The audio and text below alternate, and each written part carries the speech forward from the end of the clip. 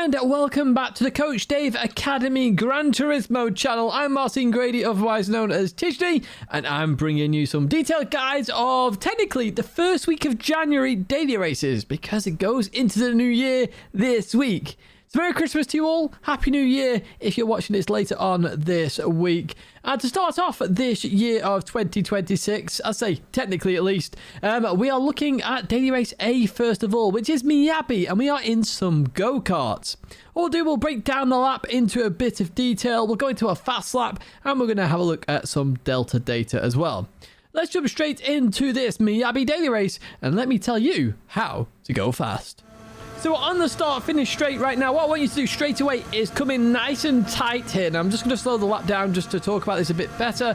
But I want you to stay on this red piece of tarmac, okay? Don't go on the curb, but stay as close as possible. And keep the steering nice and smooth. Notice I'm making very small movements. Now, you're probably going, Tidge, you use a different camera angle. This camera angle to me is better because I can see how much input I'm actually doing on the go-kart versus bumper cam, where it just seems a bit more twitchy. It's your choice what camera angle you use.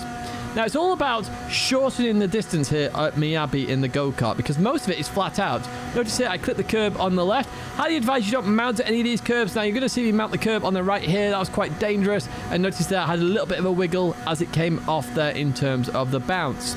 We're going to head to the one and only braking zone on Miyabi, though. And on the left-hand side here, we have this white square. It's sort of in the middle of this curb on the left-hand side, okay? Now, when you get to this moment here, I want you to brake, but try and keep the kart as straight as possible when you're braking. That might mean that you might want to point towards the corner a little bit and go on the brakes and then just release the brakes a little bit. If you go hard on the brakes and then release the brakes and turn in, the kart's going to oversteer. So you do have to be careful of this. Now, when you do turn into this, what I want you to do is drop down to 4th gear and then try and get onto the throttle quite quickly when you get down to 4th gear, as that will stabilize the car. Notice there, I'm now coming off the brakes and I'm instantly going to try and go on throttle. I could have done that a little bit quicker, but again, we'll look at Delta like we normally do and see where we can improve there because I reckon I lost a bit of time there with the delay on throttle, but we will see in Delta. Through the chicane we go then, absolutely not a problem. Be careful about mounting the curb on the right here. As you see there, that's a bit sketchy, but we do make it all the same. We're going to head towards the line now, and that's a 43.5. You can see my average times there on the right-hand side. Let's go into a fast lap then. So remember, stay towards the inside here. Stay on the red painted bits here. Don't mount the curb, but keep as close as possible. Keep it nice and smooth as you go through here. Just keep it nice and tight to the right as we come off here. Now we're going to head towards the left-hand side. Remember, do not mount the curb. Stay as close to it, though, as possible as we continue through the right. Again, I mount this. I really should have done that as we continue towards our braking zone. So not that first white box, the second one right there. We're going to drop down to 4th gear as we turn in. Let's say we try and keep the kart nice and straight. We go on throttle, a little bit of oversteer there, which did cost a little bit of time as we continue on through the chicane. And just be careful if you mount the curb there on that final bit. That's a lap at Miyabi in the go-kart. But what we're going to do now is jump to Delta and see where we can improve a bit more because there's definitely time still in this lap. So I've loaded Manu Rodri's lap here, which is nearly 2 tenths quicker than my lap. So significant amount of time to be gained here. Let's find out exactly where we are losing in terms of this time. We're going to stay on this view for this one as well, just so we can see the throttle and brake just that little bit better. Right, so we're going to head towards turn number 1. I'm already losing a little bit of time here, so I'm not carrying as much speed as Manu Rodri did to start his lap, which tells me I need to do the last corner better, because there we've got nearly a 1 mile an hour difference. And this is all time, remember, it's flat out most of it. Every mile an hour counts. So you can see here, we're losing time already as we go through turn 1. Now, as we get towards the exit here, what's happening in terms of speed? Manu Rodri, we've pulled it a bit closer, to be fair, so we've got a little bit smoother there. However, we're nearly a tenth down because of the start of the lap. So it's critical you get these laps right. So we're going to go through the chicane now as we get to this point here and through there. I'm not seeing anything vastly wrong there. But now we get to the braking zone, and this is going to be where it's critical, okay? So we get to the braking zone here. What happens first? I go on the brakes, and Manu Rodri goes a little bit later than I do there. Also stays on throttle a little bit. Now, that is critical. Remember I said you need to keep the kart as straight as possible. So what Manu Rodri is doing there, staying on throttle and hitting the brakes, it means the kart's going to stay nice and stable that bit longer. Remember, overlaying forces understeer, not oversteer. So Manu Rodri is forcing a little bit of understeer there, which is good because that makes his braking more efficient. Then 100% on the brakes. I release the brakes, then Manu Rodri releases the brakes. At this moment in time, I'm carrying a bit more speed here. However, I'm going to lose it a little bit on the exit. And look at this. Manu Rodri on the exit is carrying so much more speed. And remember, the start of the lap, we were already down because of the amount of speed Manny Rodri was actually had at the start of the lap. He's getting that on that corner. So you have to make sure this corner is right every single time. So Manny Rodri slows the car down that little bit more. However, keeps it nice and stable and therefore carries more speed. And by the end of the lap, he's nearly 2 tenths ahead. So critical you get this right. Keep the car nice and stable. That's the critical part there. And Manny Rodri's shown a great technique in overlaying. Just being on the brake and a little bit of throttle works out well. Although Manny Rodri's 100% throttle on the brakes and then comes off the throttle. Give it a try. Try doing both. It's a really interesting technique to learn, but it's very helpful, not just in go-karts, but in any combination of races where you're suffering some oversteer on the brakes. That's going to be it for Daily Race A. Daily Race B then. What we're going to do is we're going to head to one of my favourite circuits, Lego Maggiore in reverse. I love this circuit. It's where I've technically, should I say, won a trophy at the Gran Turismo live events. Because I love the circuit, it follows my driving style perfectly. Now we're in Group 3 for this one. Let's find out which Group 3 I chose. So here we are on the start-finish straight, plus 5 brake balance in the BMW M6 GT3 Endurance model. Is there a difference between the Sprint model and the Endurance model? I don't believe so, or if there is, it's very, very tiny. Right, turn number 1. Notice here the white line is in the center of my car, and I'm following that white line. Now, we've got this white line that intersects the main line that we're following, and then you also have the grass up ahead. You need to make sure you brake at this point. If you brake later than this, you're going to go into the grass and you're going to spear off. Arguably, some people will use the grass to slide a little bit, but you don't want to do that. What you want to do, though, is carry as much speed as possible. So if you start to brake and get the car turned in, it should rotate in, and you can use all the curb on the inside. Let's say I didn't go 100% braking, I trail brake, still trail braking, then I'm instantly on throttle. I'm trying to carry the speed up the hill. The more speed you carry up the hill, guess what? The better your lap time will be, because we're uphill.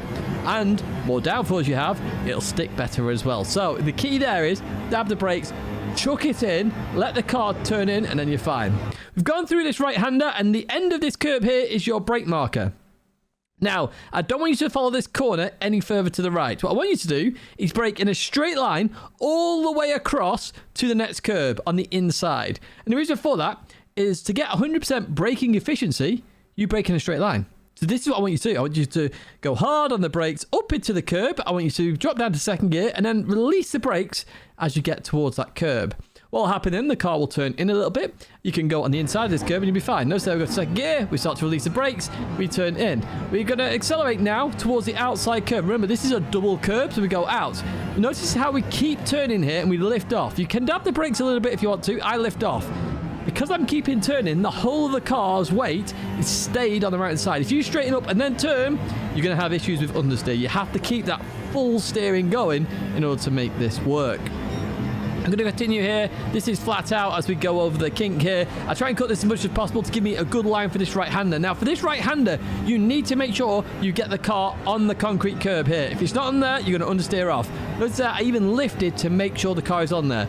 You do that as well. Lift. Make sure your car touches that concrete curb on the inside. Once it's touching it and you're fully on it, then accelerate. We get to this point here, which is Banky Boy. On the right side, we have this grass into dirt there on that right side. This is your brake marker. Now, you can brake later than this. But if you brake later than this, you're risking oversteer on the exit, because what usually happens is you try and be last of the late brakers, you overturn the car, and then on the exit, because you've overturned, the car will just spin. It's best to brake early, where I've pointed out here, and then let the car roll through the corner and carry the speed through the compression. That's what I'm going to do here. So I drop to second gear, I'm going to get on the inside of the corner. Let's say I let the car roll, and I carry the speed. Now I can straighten up because I've used all of the inside of the corner, and that way the car's not going to oversteer on the exit, because I'm opening up that steering. It's very critical you do that. If you keep like that and you accelerate, the car's going to spin out. You need to open up the steering, and to do that, be on the inside as much of the compression as possible, and you'll be absolutely fine. We're heading to the S's now. This is flat out through the left. Just make sure you, once again, you touch the concrete curb there. Through the right we go. Avoid the sausage. Head out towards the left-hand side. What I'm going to do, I'm going to pause it here, because as that curb goes away from the circuit, this is your brake marker. Now, for the S's, it's very critical you cut as much as you can to straight line this as much as you can. So this first one, you're going to hit the brakes, you're going to drop to fourth gear, and I just want you to turn in. What you'll find is the car will want to understeer a little bit, so just turn in early. Let the car turn in early. Just make sure you keep 2 wheels on the curb. If you cut a bit of the grass, fine, whatever. You don't want to cut the grass really, but you do want to be on the inside curb. Watch what I do now as I go through this corner. So I've dabbed the brakes, 4th gear, and now I'm braking. I release the brakes. I start to accelerate. Look at how much I've cut there. I go towards the left-hander now. I don't cut this as much as I should have, so I've lost a little bit of time there. We get to this point here where I've just got rid of my head, and we've got this yellow box here on the left-hand side. You can use this as a brake marker, or you could just say, once you've got off the left, hit the brakes. What I want you to do now is trail brake, but you need to stop turning left. You need to make sure you start turning right, because otherwise, if you're still turning left, the weight is on the right-hand side of the car, and when you go to turn right, you'll just understeer. And you have to be careful of this. So at this moment in time, I'm going to hit the brakes, I'm going to trail brake, and I just need to get the car turned in. Now, on this particular lap, I'm going to understeer a little bit because I've gone a bit too aggressive, okay? And what you'll see on the exit is I actually tap the wall, which is fine. We have this in real racing as well, where you just graze a wall. It's absolutely fine. And we just graze it here a little bit. Nothing major as we continue on out there. That wouldn't even cause damage in the real world. I'm going to head down here then, and I keep nice and tight to the left. And then what I'm going to do is at the end of the curb, I'm going to hit the brakes. I'm going to drop to 2nd gear, and as I'm braking, I'm going to go towards the outside of the circuit. As I get towards 2nd gear, what I want to do is actually release the brakes. Remember, wheels can only do 100% of something, or this is the philosophy anyway. So if you're braking 100%, you can't turn. If you brake 50%, you could turn 50%. And that's what I want you to think about in your head when you do this corner. So we're going to go hard on the brakes initially. We're going to head towards the outside of the circuit. We're going to lift off the brakes. That allows us to turn in. You need to get on the inside of this corner as quick as you can. Notice how we go to 2nd gear. We start to lift off the brakes. The car wants to turn now. As I head towards the curb, I instantly go on the throttle. Be careful of power oversteer here. Very easy to get some power oversteer on the exit there because you're turning and trying to accelerate through the corner. And arguably, you're not carrying as much downforce as in other places of the circuit. So the rear just wants to spin the wheels up, not being pressed down.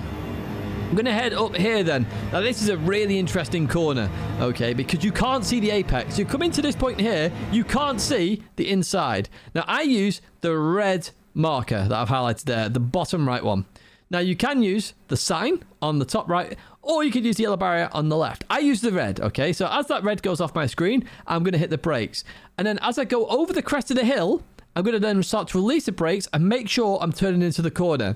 I can't see it yet, but I know it's coming up and I need to turn in for it. If you wait until you see it, it's too late. You've gone too deep or you'll just understeer off the circuit. Watch what I do here as I go on the brakes. So I'm hard on the brakes. Notice that I'm turning in. I still can't see it. Now I can see it, so I start to release the brakes. I clip the curb on the inside. I avoid the sausage. I'm instantly going on throttle there. Notice how long I wasn't 100% throttle. That's to settle the car. Through the right-hander we go here. I'll lift off a tiny bit. That's just me being cautious as I then continue on. You could do that flat. But remember, on the previous corner, just remember, you have to make sure the wheels get settled before you go 100% throttle. Otherwise, you're just going to get wheel spin. Now, for the final, well, actually, it's a penultimate corner, really, but the final braking zone here, we've got the end of the curb and then the yellow barrier in the distance. You're braking in between these two markers. Now, if you're further to the right on this, you can actually brake even later than I'm pointing out here because you've got a better angle of attack. Notice here I'm at the left-hand side of the circuit, so it's actually quite difficult for me to get a good run here. However, I've gone aggressive on the other corner. It's absolutely fine. I just need to overslow the car. So, I'm braking after the curb, and I'm going to hit the brakes. I'm going to go down to 1st gear. When I get to 1st gear, I start to release the brakes a little bit here because I want the car to turn in. Notice I'm using the inside curb. I'm then going to go onto throttle. Notice that 50%, waiting a little bit, then 100%. I'll go up to 2nd gear. I'm going to lift off.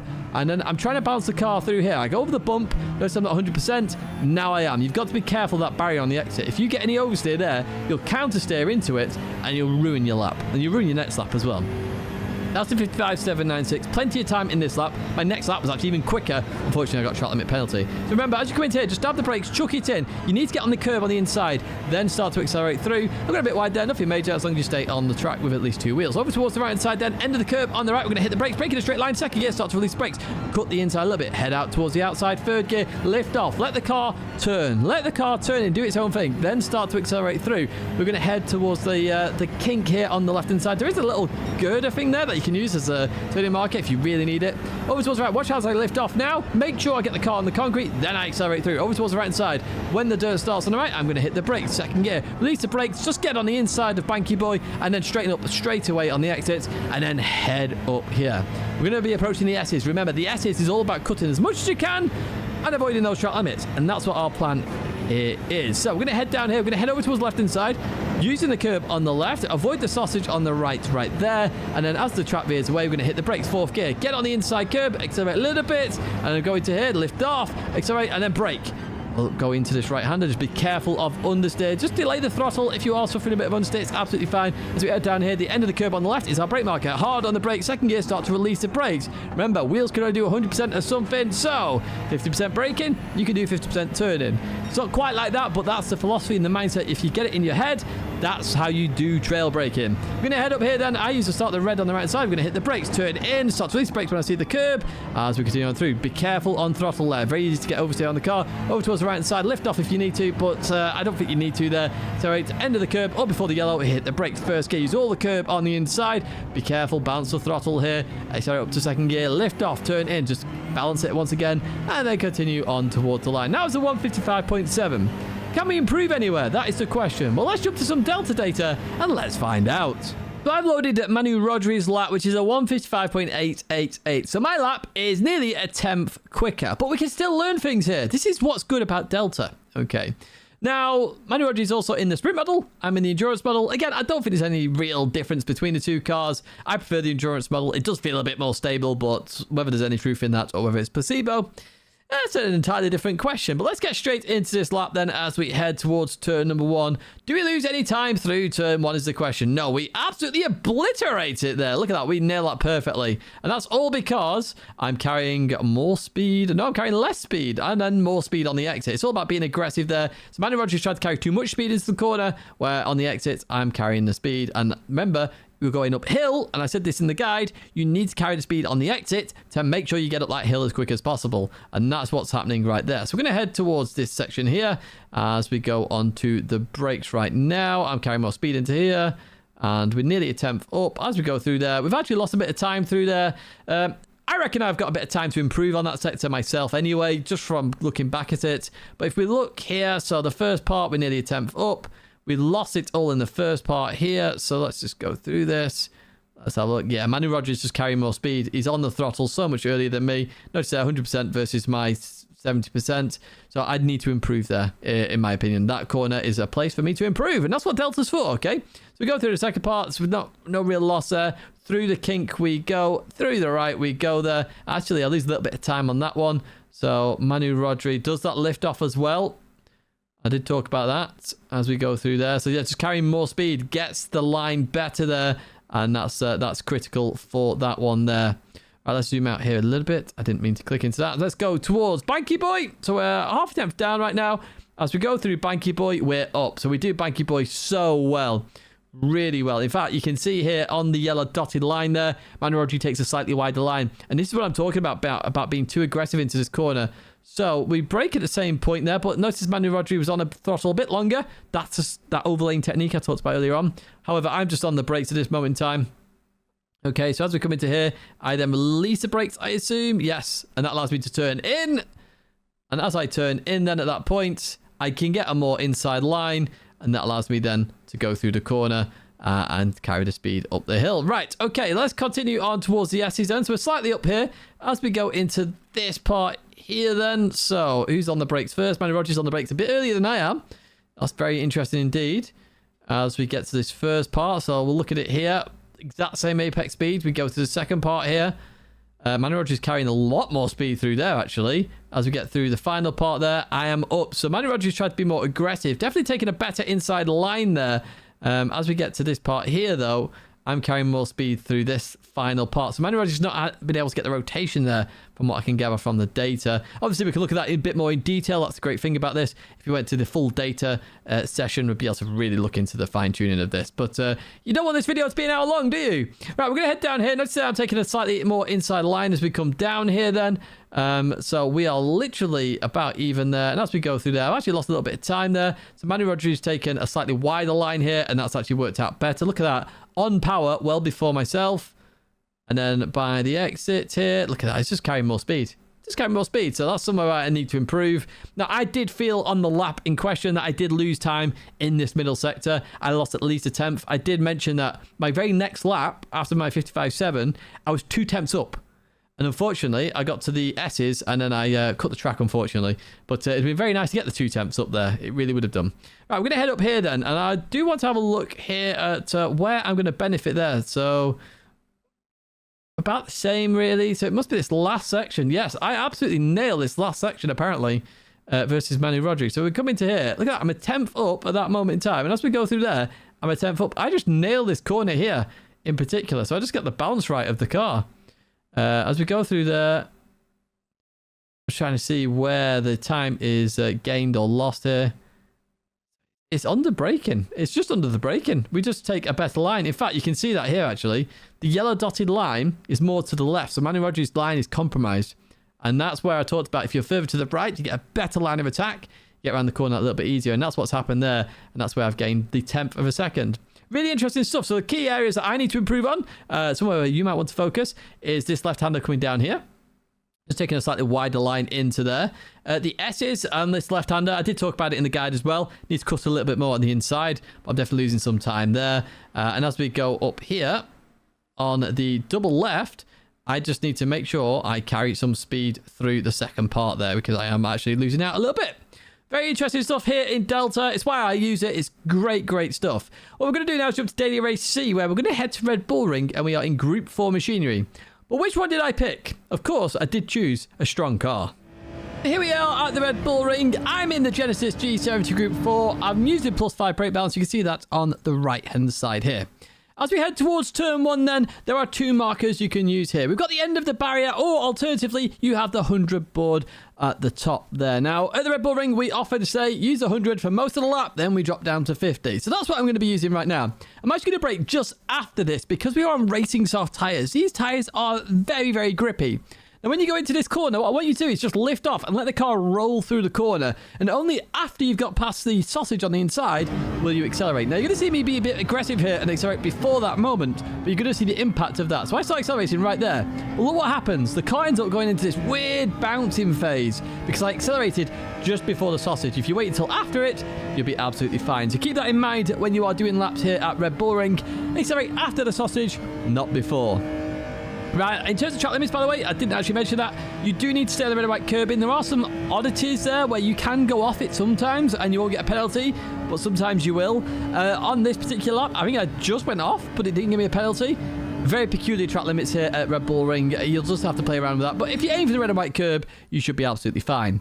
We head to this next corner then, and once again, we're using the 100 board or the white line on the left-hand side. We're braking once again just after that. You may find that actually the marshal on the right side is actually very useful, especially if you're racing and you're on the inside line and you need a better brake marker, which is why I've highlighted that one on the right. Over the 100 board here and the white line is what I use, and I'm braking just after that. Don't try and outbrake yourself too much on this corner because it's better to get turned in and get out the corner. So what I'm going to do here is I'm going to hit the brakes. I'm going to drop down to second gear here in terms of braking, and then what you'll see is I'll just lift off. I'll let the car turn in. Once again, after the sausage, I'll start accelerating. Now, what I want to do here is straight up the steering straight away. So you'll notice there, I'm trying to reduce some of the understeer from the all-wheel drive system. So you can hear the front wheels start spinning up. So as long as you straighten up, you should be absolutely fine and you can accelerate through the corner. Just be careful of that. So why I said don't outbrake yourself is because you'll more than likely be turning more then and your exit will just be atrocious. It's better to have a slower entry and a faster exit than it is to have a faster entry than a slower exit. Heading down here then, once again, we're going to be looking on the left-hand side for the 100 and the white line. And once again, we're braking just after this. Now, this corner you can do in 2 gears. You can do it in second gear or third gear.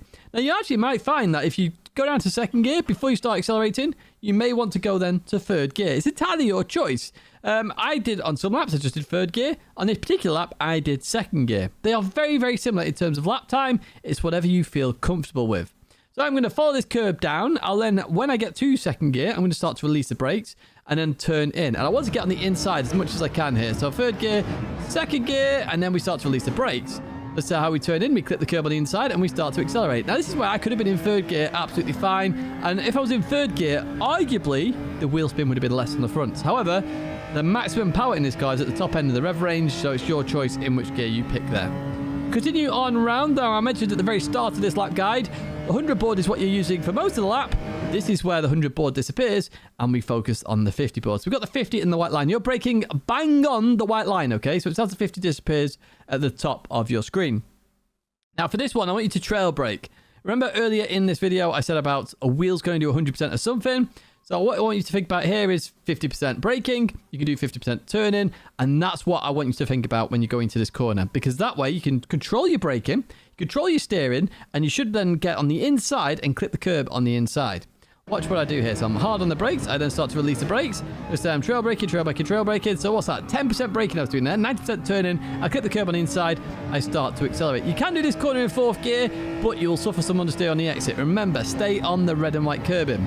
We're going to get to this moment here where the short circuit meets the full circuit. And you notice the white line right there that I've highlighted. This is your brake mark. So as it hits the bottom of your screen, you're going to hit the brakes and turn in. Now this corner, once again, 4th gear or 3rd gear, entirely your choice in terms of gearing. 4th gear, what you find is you'll carry a bit more speed into the corner and you'll suffer a bit of understeer. So 3rd gear is a bit less in terms of speed, but you'll get around the corner a little bit easier. Your choice. You may find 4th gear better. You may find 3rd gear better. You may delay the gear change. And that's exactly what I'm going to do here. Notice that I'm in 4th gear and then realize that I'm actually need to go to 3rd gear because I started to understeer. So I did that. I made the adjustment and then accelerate through the corner. Once again, on the exit, red and white curbing is tracked. So make sure you just stay on the track. We're going to continue now towards the penultimate corner here at Red Bull Ring. Now, you may remember turn 1, I went on the left-hand side of the curb. So my right tyres were on the red and white curbing. My left tyres were on the tarmac, and then my car was straddling the middle green bit. It's exactly what we're going to do here. Notice here, once again, my left tyres are on the left-hand side of the green. My right tyres are on the red and white curbing, which is the right side of the green. Now, we have this brake mark here, which is a marshal post. There's no marshals in it. They must be having a brake or something, but this is that brake marker. You see, I've just gone on the brakes right now. Because we've reduced the angle of attack on this corner, we can carry a bit more speed. So what I'm going to do here, I'm going to drop to 4th gear, and I want to touch the curb on the inside. That is my goal. If you mount on the grass, that's absolutely fine as well, but you need to get on the inside. Do not try and outbrake yourself for this corner. It's all about carrying speed into this corner. Get in the way to on the left-hand side of the car so it goes around the corner. Let's say I trail brake, I clip the curb, and then I start to accelerate. I even touch the grass there. That's absolutely fine. Red and white curbing is tracked, so as long as you've got 2 wheels on it, you're absolutely fine here. But you see the end of the Austrian, or you'll see the end of the Austrian flag right here, okay? So as that hits the edge of your screen on the left-hand side, this is your brake marker for the final corner. Now, what you will find here is, on the inside, the apex, it compresses down. This is where you want to be. You want to get the car on this sort of dip, because what will happen is the car will just instantly rotate with the weight transfer, and you can accelerate through it and actually carry a lot more speed than you realise for this last corner. If you run wide, you can't carry as much speed, so it's very important you get on the inside. Try and cut it as much as you can is the best advice here, because you'll more than likely understeer and then nail it perfectly. Notice how much on the inside I use there. Already on throttle there on the exit. As I continue on through, red and white curbing is tracked, so I stay within that limit and I can head towards the line. This was actually ranked 1 at the time with a 1:35.4. Let's go into a fast lap then as we head towards turn number 1. We're looking for the 100 board. We're going to brake just after that. Hit the brakes. 3rd gear. Remember, don't accelerate until after the sausage. Otherwise, you have that weird bounce in there that happened. That was just crazy. That definitely did slow me down here. Not the best first sector, that is for sure. But the rest of the lap is pretty good here as we head up towards the next corner. Once again, the 100 board or the white line. We're braking just after that. Try not to outbrake yourself for this corner. It's better to have a slower entry and a faster exit, which is what I'm aiming for here. I release the brakes, let the car roll until after the sausage. Then I accelerate. Continue on through there. We're going to head towards the next corner where we're looking for the 100 board and the white line. It's very easy brake markers here at Red Bull Ring. It's very nice with the weights laid out here. So that's what we're looking for on the left-hand side. There's the first board, there's the second board, there's the 100 board. Here we go on the brake. 2nd or 3rd gear, entirely your choice here. Notice I'm in 2nd gear. I clip the curb and accelerate through the corner. Head over towards the right-hand side. If we forget the 100 boards now, we now look to focus on the 50 board. We're going to brake bang on the 50 and just trail brake into the corner, which is exactly what we do here. 3rd gear, trail brake, lift, and then we can accelerate through once we clip that curb. Stay on the red and white curbing. As the short circuit means full circuit, we're going to hit the brakes. 4th or 3rd gear, entirely your choice. Get your tyre on the inside of that curb and you should make it round absolutely fine as we continue on towards the last corner. Remember, straddle the green. So left-hand side of the tyres are going to be on the left side of the green, right on the right-hand side. And the marshal post there is our brake marker as we turn in and clip the curb. We're going to accelerate through, look for the end of the Austrian flag. We hit the brakes, get on the inside of this corner, really accelerate through the corner, head towards the line. And that is that 0.4 once again. Let's jump into Delta and let's see where we can improve that a little bit more because there's definitely still time on the table. Right, for this Delta session, we've done something slightly different here. So Delta allows you to record a replay from the leaderboards. And I've recorded the highest ranked Genesis G70 on the leaderboard to see where I can improve that a little bit more on my Genesis G70 lap. So this is Nafe's lap that is on the leaderboard currently, and it's slightly quicker than mine by nearly 1/10 of a second. It's just under 1/10 of a second. So let's go through this lap then, and let's find out exactly where the differences are. So as we head towards turn number 1, already I'm seeing a difference here in speed. Literally, on the start of the lap is terrible for myself here. Already half a tenth down. When we get to this moment here, and as we go through turn 1, arguably, like, literally, I'm a tenth down here. I'm a tenth down, so already I've lost a little bit of time. On the exit, though, here we do gain a little bit of time back there as we continue on up here. And we actually lose a bit of time here in terms of speed. Let's have a look at the corner. Nath runs a little bit wider. So what happens there is Nath's actually gone a bit further out on track limits. But again, I said this in the guide. Sometimes it'll penalise you, sometimes it won't. It's not really clear what the track limits actually are there. And on the yellow dots there, you can actually see further out than myself. You can just see it right there. So that's very interesting to see indeed. But it is what it is. Right, let's continue on through this lap then. So we're going to head up to the next turn. This is a sharp right-hander. So we're currently 700ths down. As we go through here, we're 300ths down. So we actually do this corner better than them. It looks like I took a slightly tighter line and I carried a bit more speed initially on the entrance. And then on the exit, I'm carrying more speed. And then it evens up. And then it goes a bit different again. So we're very close on the exit. I just carry a bit more speed on the entrance. Again, this is all about accelerating just after that sausage that I talked about. I got the car turned in very nicely indeed. So we're 300ths down now as we head towards the right-hander down here. And we do lose a little bit of time down into this corner. Now, can we see any differences there? Yeah, 2 miles an hour difference. I'm just not carrying enough speed there. I'd be very interested to see what gear Nath's actually in on that one. So let's click data here. Let's get to that very same corner. Okay, this is the great thing. So we both go down to second, but then Nath goes to a very early third, which is what I talked about, where you could do an early shift. I don't do that, and that's where I think I lose out on a little bit of time there. Right, let's go back to the driving then. So we've gone through this corner. We get to the left-hander here as we go through here. And we don't lose any time there, really. There's nothing really lost. As we go through this next one, do we lose a little bit there? No, I'd say it's about even here, to be honest with you. Nath's just carrying a bit more speed on the exit. Very interested in gears for that corner as well. As we go through here. So I dropped to third. Nath stays it. I talked about this in the guide. You can do it in third or fourth. And you can see that I don't really lose much time. But one person does it one way and the other person does it the other. Very interesting stuff. What I like about Delta, it tells you all the information you need to know. Right, we're going to head up here then. So as we go into this right-hander, I actually gain on this corner here. This is very interesting. So as we go through there, I'm just carrying that bit more speed. And again, that's where I talked about getting on the inside line. If you look at this, I'm a bit more on the inside. I said, get on the inside. Make it look like you're about to cut the corner because you can carry more speed. And that's exactly what I do on that point there. That's very interesting indeed. And Delta shows that. So I'm glad some of the tips I've given you on the guide, showing Delta, it shows the data is right, it shows you my advice is right, and hopefully the advice is of use to you. There's definitely some improvements there on my lap that I can definitely do indeed. Turn 1 is a bit of a risk game, you know. Are you going to get a penalty or you're not going to get a penalty? Who knows at this moment in time? That's going to be it for me now, folks. So I do hope you have enjoyed this video, and I hope this guide is of use to you. I'm Martin Grady, otherwise known as Tidgeny. And once again, this is the Coach Dave Academy Gran Turismo channel with this week's detailed weekly race guides. If you have enjoyed it, as always, give it a like, subscribe to the channel, and I will hopefully see you in more weekly race guides in the future in 2026.